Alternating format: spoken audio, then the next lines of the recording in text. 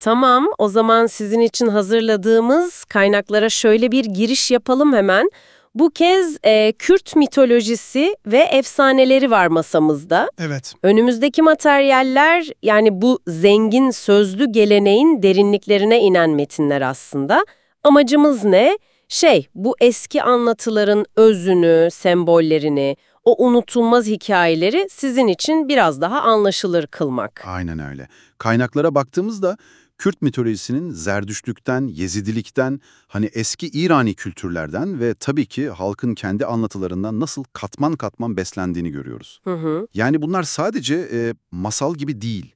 Aslında bir halkın dünyaya bakışını, değerlerini, hatta tarihsel yolculuğunu yansıtan capcanlı bir kültürel miras. Öyle demek lazım. Çok doğru. Mitoloji neydi? Belki kısaca bir hatırlatmakta fayda var. Evrenin, tanrıların, doğa olaylarının kökeni, bunlara dair efsanevi anlatılar genelde sözlü aktarılıyor, doğaüstü öğeler barındırıyor ve toplumun o kültürel kodlarını taşıyor içinde. Evet. Peki kaynaklara göre Kürt mitolojisinin ayırt edici yanları neler, ne öne çıkıyor? Şöyle söyleyeyim, metinlerde birkaç şey çok belirgin. Birincisi, doğayla müthiş bir iç içelik var. Ateş, dağ, su gibi unsurlar kutsal kabul ediliyor sık sık. Anladım. Sonra ejderha, dev gibi fantastik figürler var tabii ama bir yandan da bilge kadın karakterleri çok önemli bir yer tutuyor. Mazlumla zalimin mücadelesi, hani o hep anlatılan tema ve genelde trajik biten aşk hikayeleri. Bunlar da var. Evet. Bir de önemli, kaynaklar Kürtlerin de içinde olduğu eski İrani halklarla, yani dil ve kültür olarak akraba topluluklarla ortak mitolojik köklere sahip olduğunun da altını çiziyor. Bu da önemli bir nokta. İşte burası gerçekten ilginçleşiyor sanki. En bilinen örneklerden biriyle başlayalım mı? Demirci Kava efsanesi. Tabii Kava. Zalim kral Dehak, bazı metinlerde Zuhak diye de geçiyor. Omuzlarındaki yılanları doyurmak için her gün 2 gencin beynini kurban istiyor. Yani bu imge bile tek başına korkunç. Korkunç, evet. Efsaneye göre sarayda çalışan Armayel ve Garmayel diye 2 aşçı var. Vicdanlı insanlar. Bunlar her gün gençlerden birini kurtarıp yerine bir koyun keserek dehan yılanlarını kandırıyorlar bir şekilde. Hı hı. Kurtulan gençler de dağlara kaçıyor ve orada demirci Kava tarafından eğitiliyorlar. Hatta kaynaklarda Kürtlerin ataları olduklarına dair bir inanıştan da bahsediliyor. Vay canına. Sonunda Kava, işte o meşhur 20 Mart günü Dehak'ı çekiciyle öldürüyor ve dağlarda ateşler yakarak zaferi yani özgürlüğü müjdeliyor. Newroz ateşinin o direniş ve özgürlük sembolü olması da işte tam bu anlatıya dayanıyor. Yani sadece bir isyan değil, aynı zamanda bir tür toplumsal yeniden doğuş hikayesi gibi. Peki ya Şahmaran, yarı kadın, yarı yılan, bu bilge varlık da çok etkileyici. Kesinlikle. Şahmaran, kaynaklara göre bilgeliğin ve sırların koruyucusu adeta. Ama Cemşap diye iyilik yaptığı birinin ihanetine uğruyor ve öldürülüyor. Fakat onun bilgeliği, özellikle tıt alanındaki mirası, hatta bazı anlatılarda Lokman ekimiyle bağlantı kurulur, yaşamaya devam ediyor denir. Yılan figürü burada hem bilgeliği hem de belki o kadim dişil gücü temsil ediyor gibi düşündürüyor metinler. İlginç. Ama şu da var, bazı kaynaklar onu sadece bilge değil, aynı zamanda biraz kontrol edilmesi gereken, gizemli, hatta tehlikeli bir güç olarak da çizebiliyor. Farklı yorumlar var yani. Anladım. Ve tabii Kürt edebiyatının temel taşlarından biri Memuzin. Bu sadece bir aşk hikayesi mi peki? Değil, çok daha fazlası. Ahmede Hani'nin kaleme aldığı bu destan, evet kavuşamayan 2 aşığın trajik öyküsü. Ama Beku diye kötü bir karakter var, onun fitneleriyle ayrılıyorlar ve ancak ölümde bir araya gelebiliyorlar. Mezar taşları bile yan yana gelerek o sonsuz aşkın sembolü oluyor. Hatta bir kaynakta okumuştum, mezarlarının böyle ziyaret edilen bir türbe gibi olduğu, ayrılık acısını dindirmek için gidildiği anlatılıyor.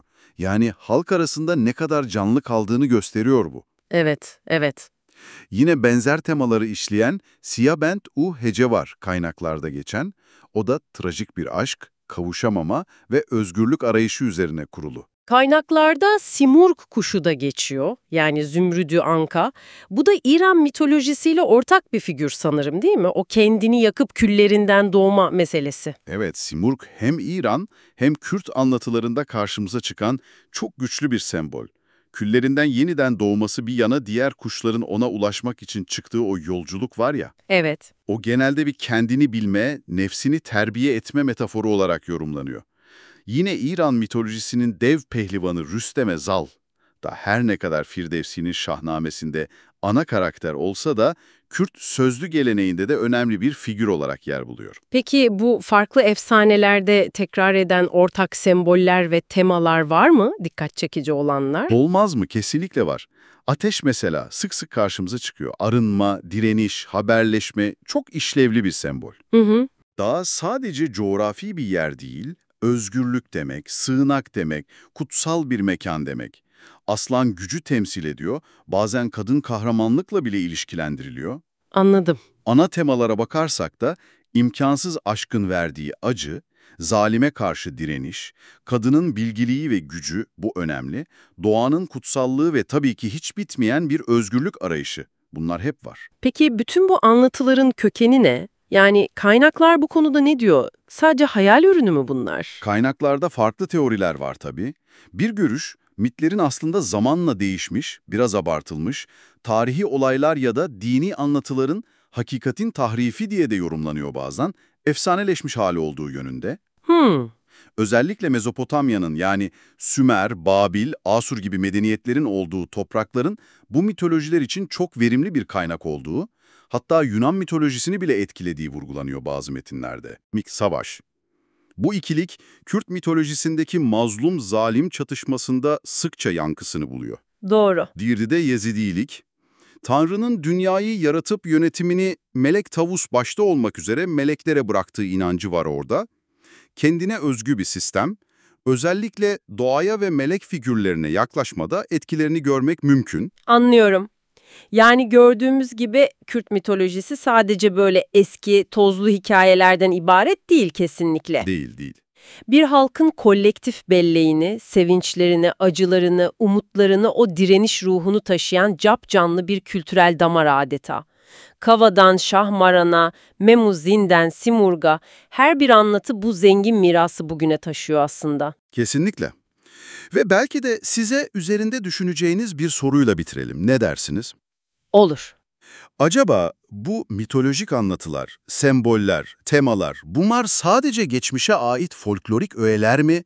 Yoksa bugünün toplumsal dinamiklerini, kimlik algılarını, hatta kaynaklarda üstü kapalı da olsa değinilen o çatışmaları anlamak için hala bize bir şeyler fısıldıyor olabilirler mi? Bunu bir düşünmek lazım.